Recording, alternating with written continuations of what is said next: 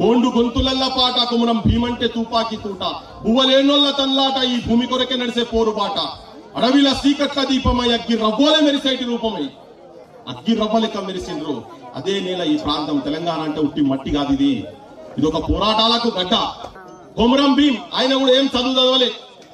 పని చేస్తున్న కాడ ఇట్లనే తన పండించిన ధాన్యాన్ని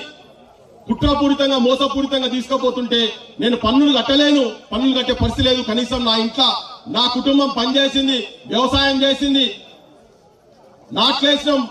దాన్ని పని చేసినాం కోతకొచ్చి కుప్ప పెట్టిన కాడ బస్తాలను నింపుకోపోతున్నారని తిరగబడితే ఆ వచ్చిన ఘర్షణలో నా ధాన్యం నాకు కావాలని చెప్పని ఘర్షణలో ఒక నిజాం సైన్యానికి సంబంధించినటువంటి ఒకడు ఆ భూస్వామి దగ్గర పనిచేసిన చచ్చిపోతే నైజాం మొత్తం సైన్యాన్ని తీసుకొచ్చి జోడేఘాట్ దగ్గర పడితే ఆయన ఎక్కడో ఉత్తర హిందుస్థాన్ పోయి తెలుసుకొని విజ్ఞానవంతుడై జనం చేతులను తుపాకీ పట్టుకొని ఆ పల్లెలలో దళాలు తయారు చేస్తే నైజాం సైన్యాన్ని మీద తిరగబడి చేసిండు సైన్యం పెద్దగైంది కానీ ఒక పోరాట రూపంగా మాత్రం తీసుకుపోయినాయనే